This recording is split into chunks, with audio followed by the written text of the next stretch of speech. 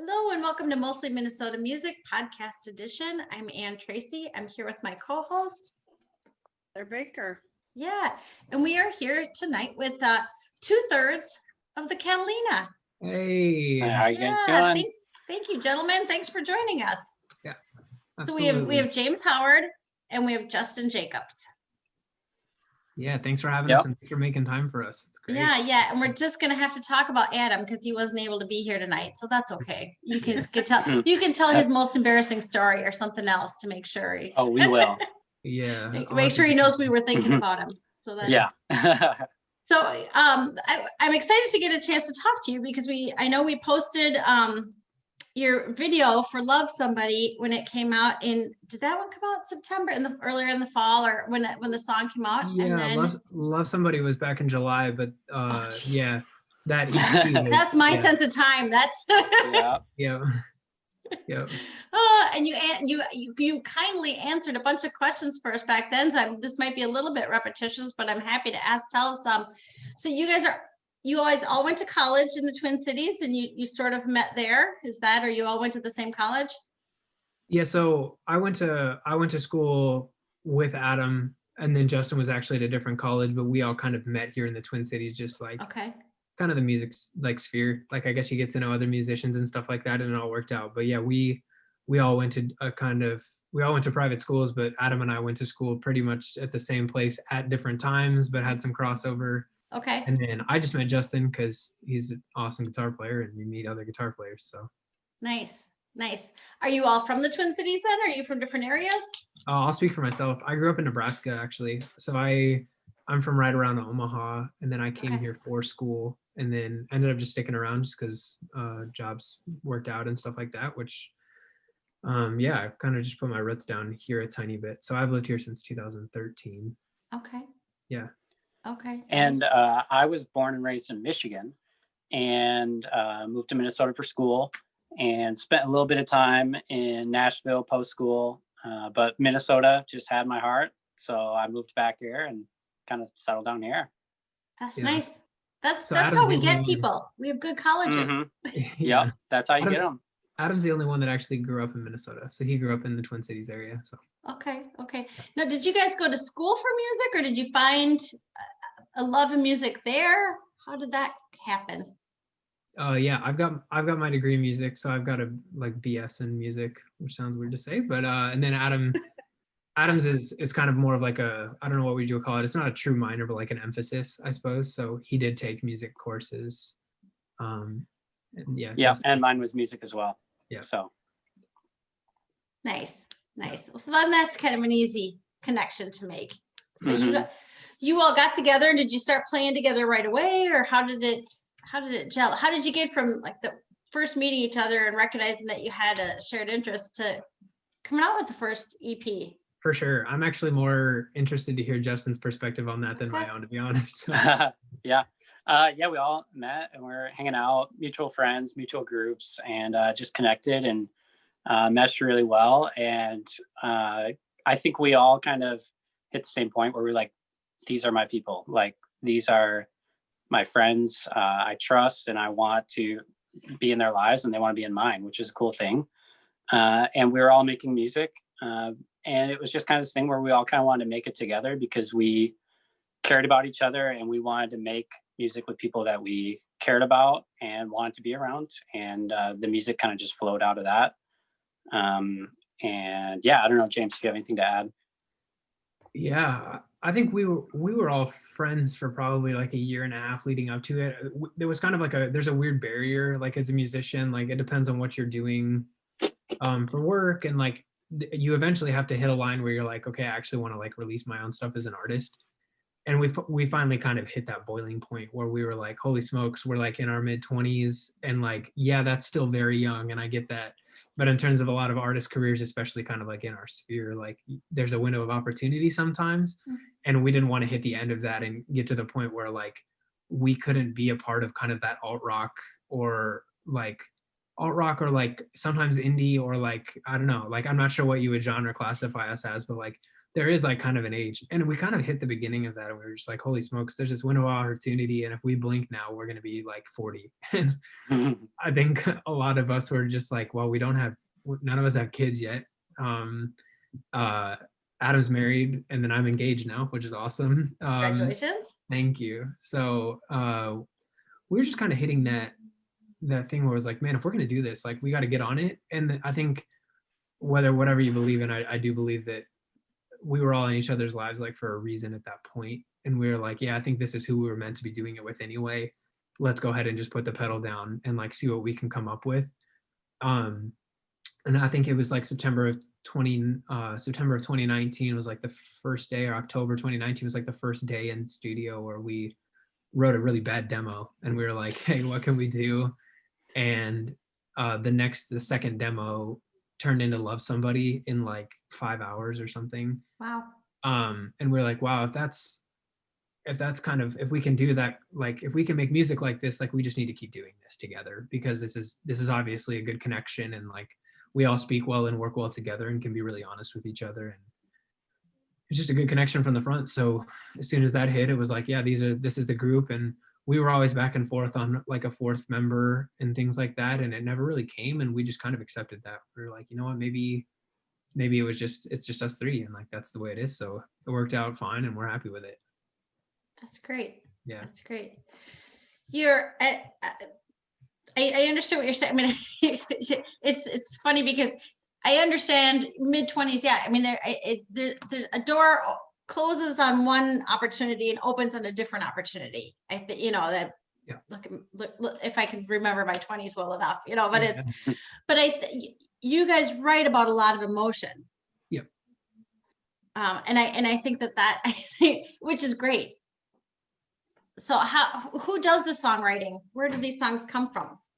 Yeah. I think that's a good point to talk about. It's just like the content of our music lends itself well towards younger crowds sometimes, which is why kind of I speak towards that windows of opportunities. Like we're very, that's exactly. Like, we're business-minded people. So like we know what our target audience is. And as soon as you start to get to an age where you can't connect well with that target audience, like you miss the connection. So we want to capitalize on that. As far as songwriting goes, a lot of stuff, I'm sitting at the desk that I record music at. You can't see my speakers and my keyboard and all my guitars that are against the wall, but it literally just starts from like just kind of being alone in this room, like with thoughts, and kind of the way that we have found ourselves doing it is just like getting a lot of options and then finding the ones that we really connect well with, and then getting together to kind of finish those songs out per se. Lyrical content, it's been kind of all over the place. There's a lot of times where it's me and Adam in a room working on lyrics. There's been a lot of times where I've written a whole song of lyrics, and then like we'll kind of talk back and forth, just like fixing some lines and stuff like that, just to make sure that it connects well, and that it's said in the right way. But yeah, a lot of it's been pretty wild. Like this first stretch it gets started here, and then it gets taken to a studio after that. Like we have a really good relationship with our co-producer, and we kind of just bounce stuff out and then transfer it over to a studio where things get like really refined and we make final decisions, which can literally, like, we just had a moment, I think a week ago or 2 weeks ago, where I was tracking a vocal for an upcoming release, and I was like, do we want to say this word or this word? Because I'm recording it right now. And like that does happen. And last second changes and stuff are made, but I think we just kind of follow our gut feeling. Like we trust that, like humbly we say that, like we think we're good at songwriting. Like we believe in our music and we believe in what we're trying to do. So we kind of just go with our gut, honestly, a lot of the time, and just That's funny. we're gonna if we're gonna go somewhere, we're just gonna see where that takes us. So Did you ever have like sleepless nights saying, we should have gone with red, not blue,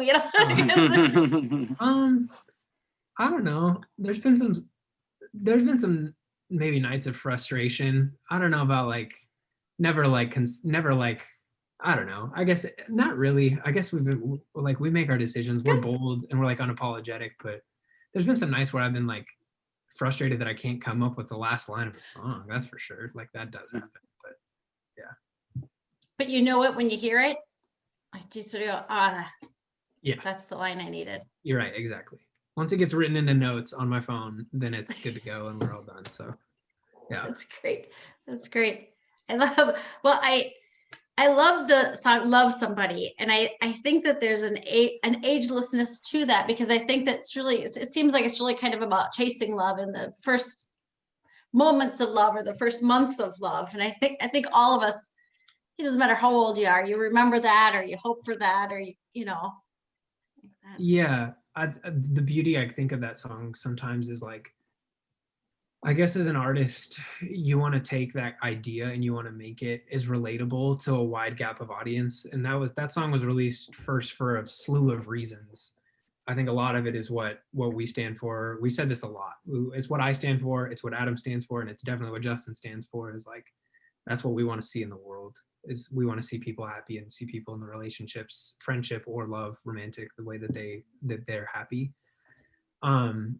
And I think when you write those songs, like you cast the wide net, like you want to not alienate the 30s, the 40s, the 50s, even the 60-year-olds. My grandpa listens to that song. So Nice. my grandma listens to that song. So it's funny to think about it that way, because when I think about it, I think about that young love falling in love in 2019, which is wild. 2019. Like that song to me is July 2019. Oh, But for a lot of people, when they think back, like maybe they're thinking, in the 80s. Like I'd love to see their conceptualization of hearing those lyrics and reliving that time in which they fell in love. And it's cool to think about the fact that with music, it can mean a lot of things to a lot of people, and it brings back to all those different memories, which for some people that stuff's in black and white. Like those things that they're seeing are literally like they are ageless and they're timeless. I think we really intentionally try to do that with some of our music, where it can be ambiguity. There's like an ambiguity to it where it can be cast for all people. I think there's something cool about that. Mm-hmm. I think you totally hit that on the head with like the timelessness, because everybody has something in their head when that song is playing, or somebody, thinking back, like the first person that you like kind of fell in love with in high school or college, and that. So it really does spread across all generations, because everybody's got that somebody that they're thinking of during that song. And that's a really cool feeling. Yeah. Then you have some songs like Easy Drinking. Yeah. What do you want to know about it? Yep. They go hand in hand, I think, huh? Yeah, I think that's somewhere in a bio about us as a band, is like, yeah, we write with emotion, but we want to write songs about the highs and the lows, and then make sure that the music matches the emotion. That's the polar opposite. The lyrics of that song were pretty much out of like a memory that I had in like 2016, sitting in a bedroom, like not sure what I was gonna do. And it's funny because there's a cool story to that song that I'm never going to tell about like how it started, which is really funny. But you can tell it. Yeah, you can't say that and not tell us. One thing led to another, and like I literally had the words for that song, and I sent them over to Adam, and I was like, hey, I've said this multiple times to him. I was like, is this too dark? And his response is always like, no, and like that should be the answer to a lot of people's artistry, is like, if it's something that you felt, that's not too dark, because it's something that's real. So I think we're passionate about that, is like making sure that we have that spectrum where there's two sides to everything.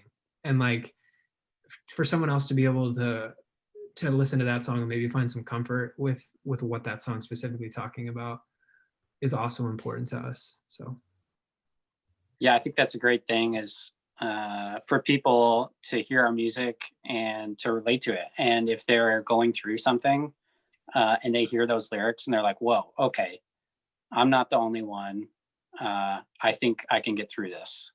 I think that's kind of the main premise of the song, and the goal it achieved is not to be dark, but to be real and honest. And people are drawn to that, and people love that. Everybody wants something real and is drawn to something that's real and honest. And so that, I think that's just a cool part of that song, is people see that and relate to that, and hopefully it can help them get through whatever they're going through. Yeah, for sure. I think it's an important role in music, is to kind of get you through it, because it's people, at times people will hear that very personally. and they're thinking of George, and it's only George, and clearly they knew George, and it's all, they're very, very but there's something also, as you said, comforting about knowing that it's universal. Oh, somebody else felt this way too. Yeah, I think that's one of the things that I'm learning as I come into being like me as a songwriter is there's times where you can't draw from personal emotion and like it's not there, but the times that you like connect with something you've written and you can really pour personal emotion or personal experience into a song, it's never the wrong option.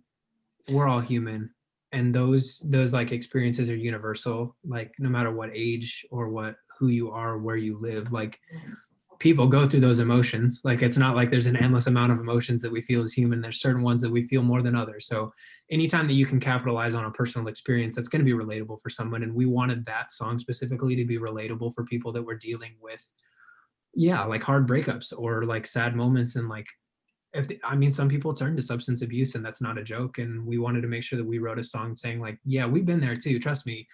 But then out of that still comes out like these joyful and these happy songs. Like there is another side to that. And like we as a band want to make sure for anybody that call themselves a fan of us, that they feel like we can support them in going through those moments. I think we're pretty passionate about that. So. Well, there's certainly a difference between easy drinking and hard heroin. I mean, that's, it does kind of take it to a place where you can be serious and you can be, but you don't have to go to the depths. Yeah, exactly.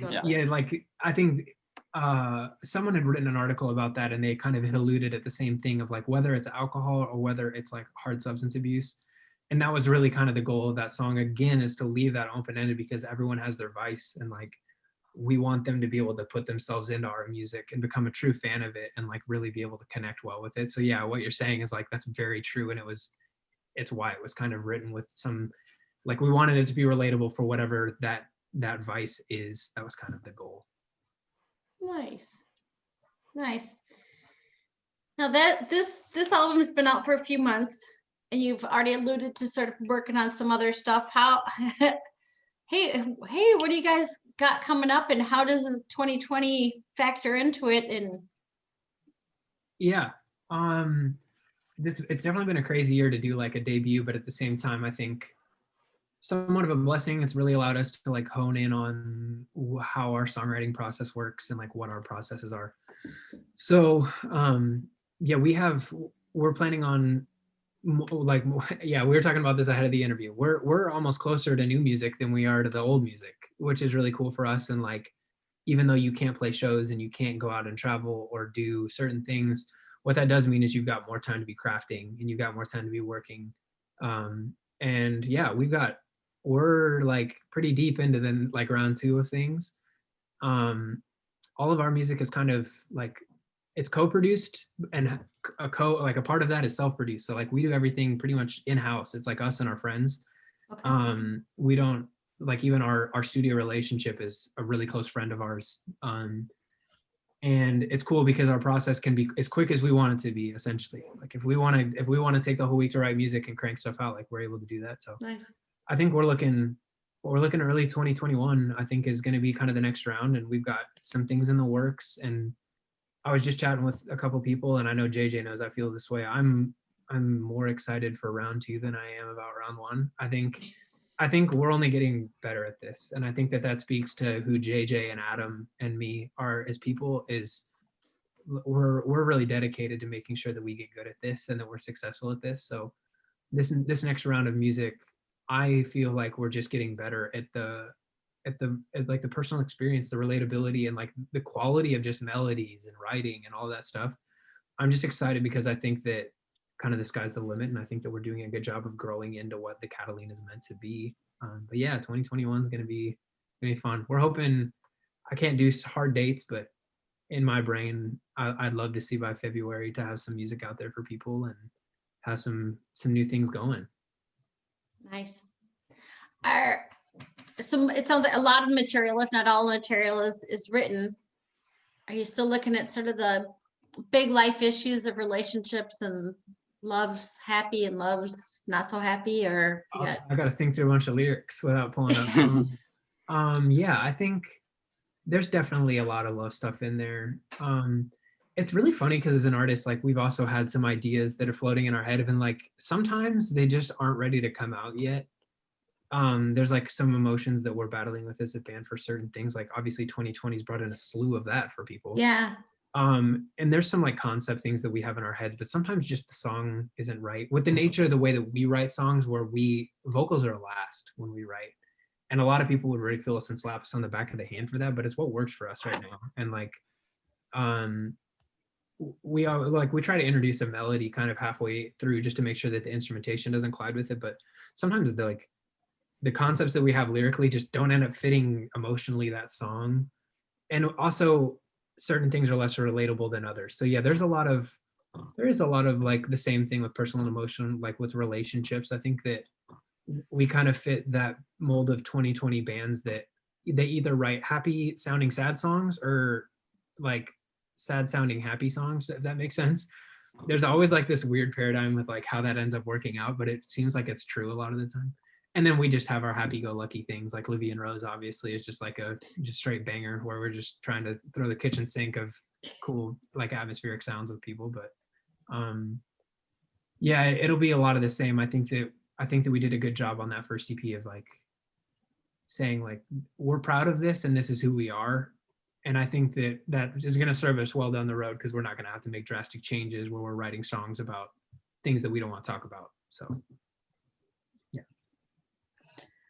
So it's similar, but it's kind of just next level. I hope so. That's my opinion. You tell me. Well, when I hear it, so that's.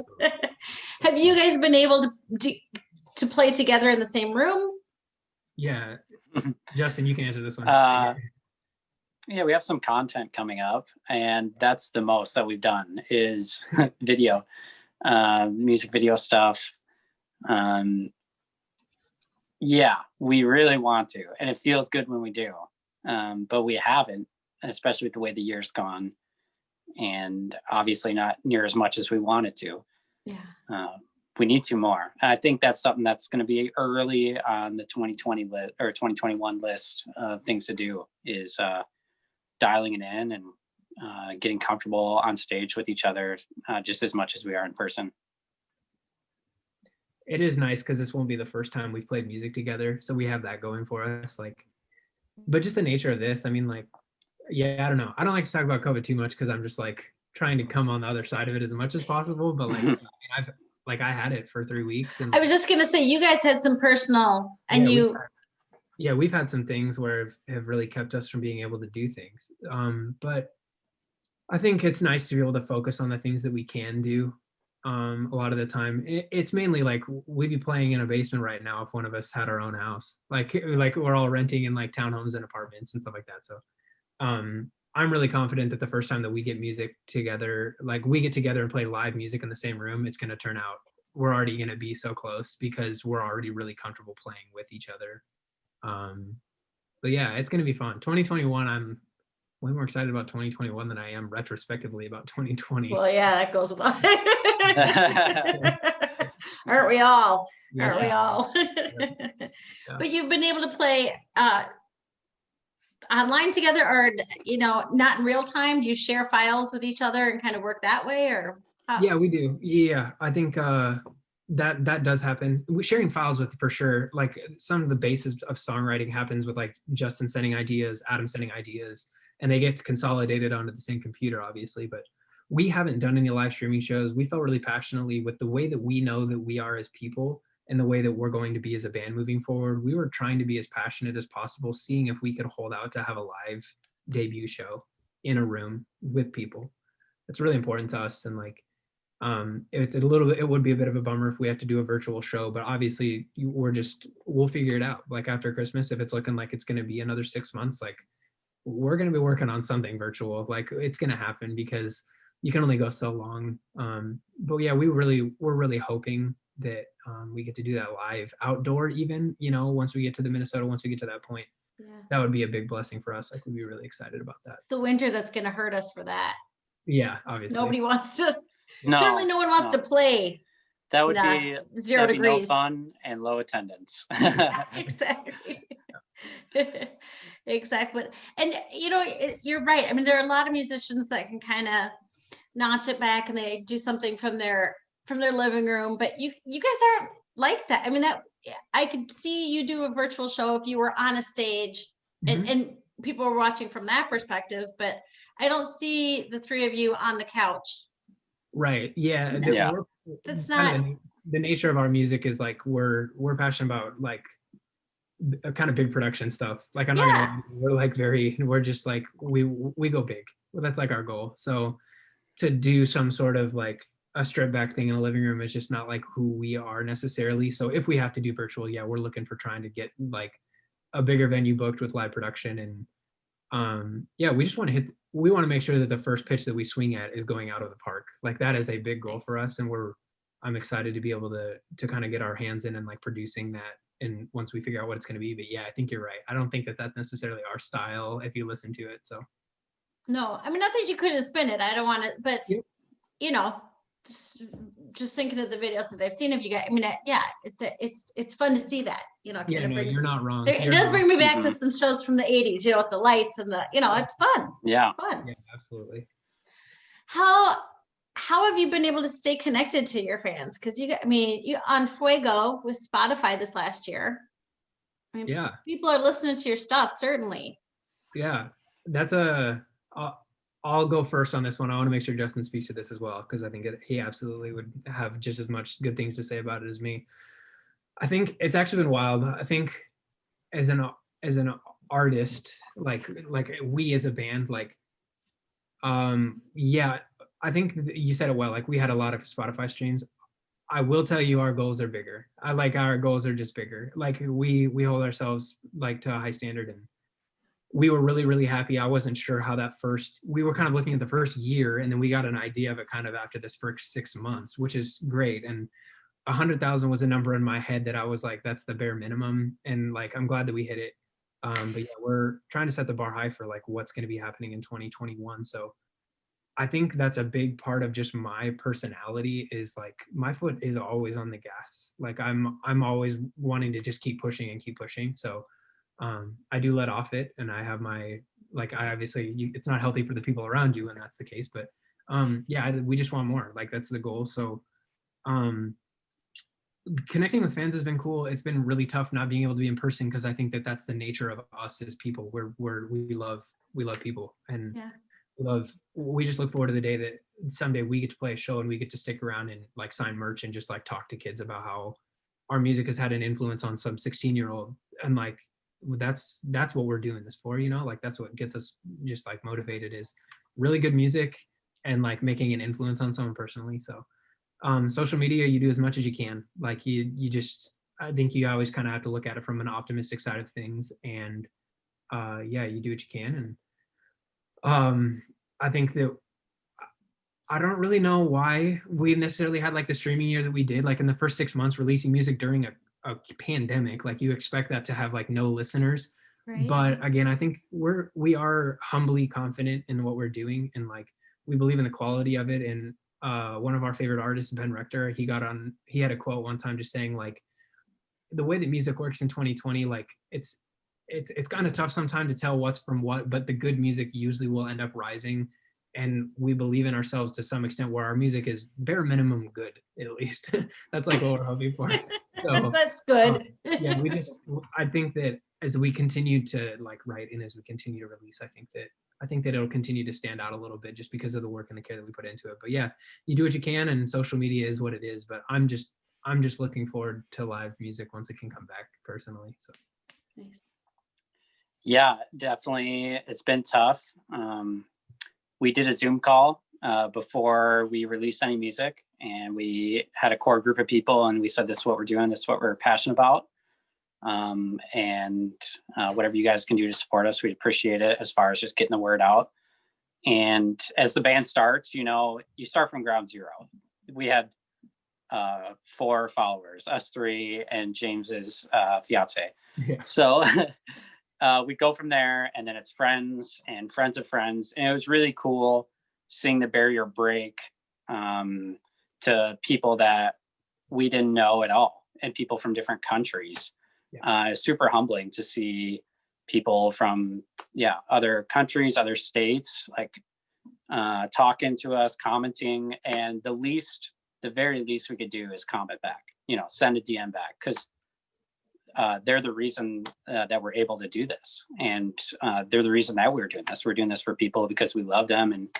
And so I think that's the least we could do to stay connected with people with where we're at now is we did giveaways. We have merch. Here's a merch giveaway. Tag somebody that you love and you'll get signed up. Just stuff like that to help bring value to people and awareness to who we are as a band. Yeah. You guys do. I mean, your target market and your audience is young, and that is a group that, I mean, they're digitally native by definition. Yep. So I think they're able to start to read in the authenticity. Yeah, I think we do a good job too of responding.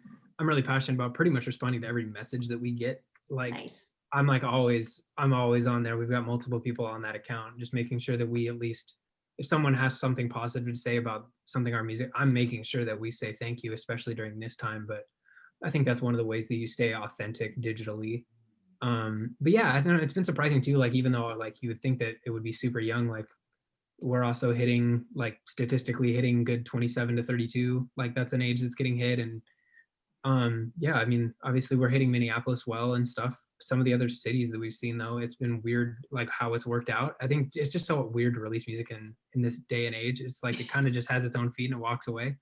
But yeah, I've seen people in Texas and Nashville, Tennessee, and like all these areas. And one of JJ's friends sent him a video the other day of one of our songs playing in an H&M in Tennessee, which is super weird. Oh, that's fun. So like it has its own feet and it walks, and like you do everything that you can as an artist to make sure that you connect with that person. If they're going to be the one to send it to you and let you know that they heard it or that they loved it, I'm in that comment saying like, dude, thank you so much. Like, you don't understand what it means to us for you to be a fan of our music, even though your state's away. That's very, very important to us. So you do what you can. You got to work hard for it and do what you can. So that's awesome. I mean, I think, as I said, I think especially, and the digital natives, I would go 30 and under, Yep.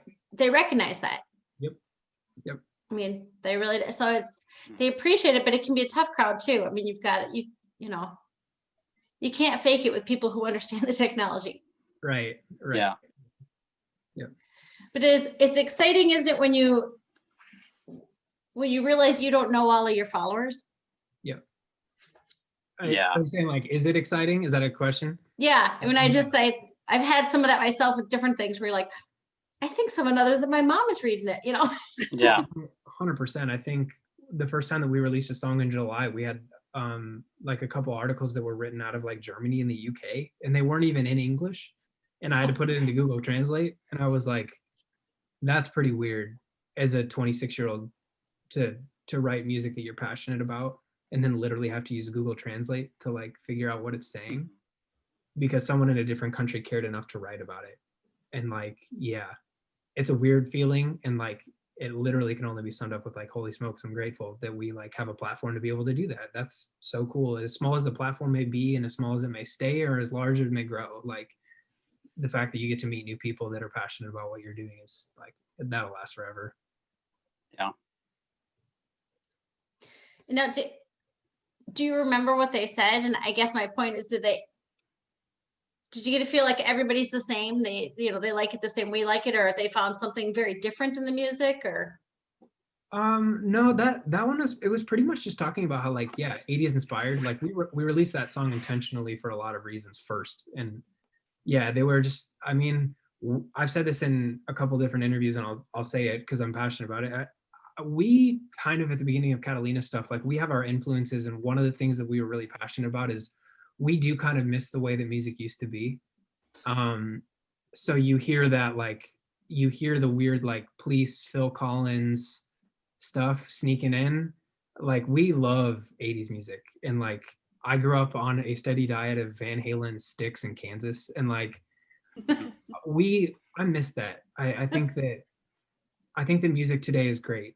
The digital age creates a lot of different things, but when you've got guitars and drums and like a lot of elements that we use and all these synths and stuff like that, where it's thick and it's colorful, a lot of the response to that, no matter where it was kind of written about, to answer your question, was a lot of it was like, man, these songs are just like, they hit different, and like I'm glad that that's how they feel about it. And a lot of them had a lot of things just to say about like it's kind of a throwback to 80s stuff, and like that's kind of been the goal for at least half of our music, if that makes sense. We kind of have multiple, like two different sides to our band a tiny bit, where we're in two different kind of genres at the same time, or like that's what I would describe as the things that we love. But yeah, that's kind of what they had to say about it. Which is a good thing. I'll take it. Yeah. Nice. And this is something that carries through to the next album, next EP. Yeah, I think that's a fair statement. I think so. I think we're getting better at it. We're just getting better at it. But yeah, I think there's a couple new sonic things that like we're kind of growing into. But yeah, I think it's a true statement. I think that the EP that we released, we're gonna improve upon it, but like who knows where it takes us. Maybe we change completely, but like I think it's a good kind of synopsis of like some of our influences, at least, where you're always going to catch ties of some of those things. So Nice. And you're looking at maybe February 2021. Oh yeah. Nice. Yeah. Yeah, I think that date is accurate. We've kind of the first release cycle for our music was kind of throwing singles out and then eventually getting to like an EP. We're not sure. I think that might be that might be a thing. We'll see. But we're at least gonna get a song out for people. It's really the challenge of COVID is just to be able to stay relevant digitally, because digitally things tend to have a shorter lifespan. That's like the hard reality of it, is like when things are purely digital, the lifespan decreases exponentially. So to stay relevant, consistency is key. And that's really hard when you're talking about music and not like just really small things. I don't know how to say that. Like when you're not just like doing the news or something where the content is partially provided for you and you have to create literally out of nothing, it's really difficult to maintain consistency at a high professional level, especially when we're independent, like we're an unsigned band, and we do the best that we can. And I think we're hoping right after Christmas calms down and people get to have their time, that we'll be able to get right back into it, and chapter 2 will be coming on strong. So yeah. Well, of course, the other part of it is you'd like to do some touring or playing live, and none of us know what's going to happen next year. I mean, that's the other wild card. That there's just who knows? I'm holding to the faith that there will be tours next summer. Yeah. That's what I am holding to and believing in. Whether it happens, I don't know, but I'm really hoping. Yeah. Behind There will that. be. Yeah. Yeah, I think we're all behind that. Everybody wants music ASAP. Even people that aren't in the music industry, people I've been talking to, they're like, man, I really want to go to a live show. And I didn't used to go to live shows, but I really, really want to now. I haven't been to one in 4 years. Yeah. I think I remember the last show I went to before COVID, and like as an artist, I miss performing, and as a fan of music, I miss having kick drum like straight through my rib cage. Like I miss the feeling of live and in a room and like cheering for the people that I love and that I support as an artist as well. So we're excited for when it comes back, but yeah, we're doing our best job at the moment to just see the silver lining in all of it, and like the good that comes out of it. And there's a lot of good for a lot of people, even in the midst of a lot of this. So Well, and we'll come out on the other end. Yep. And we'll see how it is to do a lot more with the production and get a chance to figure out what you're doing for the next stage. That's Tell folks who are listening how they can. Oh, sorry, Heather. I have one thing. Since we have had the time to kind of absorb whatever you want to do and you're doing the writing and growing, I'm assuming since you are thinking big production and stuff, stage presence and shows, like I'm thinking 80s, whatever, that was just like, is this kind of giving you time to think of when you are going to go do a show? Do you have your vision of how you want it to go about it? Yeah, absolutely. I think this isn't, even though this is our first time releasing music together as musicians, this isn't our first rodeo in terms of live stage production and live music production. Yep. That's like what some of us have done for a living for the last 5 years. So yeah, we know what we want to do, and we're gonna go as big as we can. Like having the resources that we have, being independent, and like those things. We're gonna be asking favors from a lot of people, but yeah, we're gonna make it as bright as we can without hurting anybody, and as loud as we can without hurting anybody. Beautiful at the same time. But yeah, I know what we want to do. The nice thing is just given some of the career background for all of us. That's not a learning experience for us as much as it is just executing something and executing a vision. So we are really blessed with that, being all musicians as a job for, the last 5 years. That's something that's been really nice for us. So it won't be our first rodeo, but we're going to make sure it's a good one. So Nice. It's funny because I think of where I used to see shows in the 80s. You guys should do Wembley Stadium, London. There you go. Yeah, I think if they want to reach out to us, I'd take that. I always used to see a lot of bands you mentioned. I maybe saw them there, so that's Yeah. Anyway, tell folks where they can find you online. Yeah, Justin, tell them about it. Yeah, Spotify, Apple Music, anywhere music streamed. We're on Instagram, Facebook. We have our website. It's thecatalinaBand.com. And our Instagram handle is Our Instagram handle is, I'm pretty sure, wow, that's a really terrible that Yeah.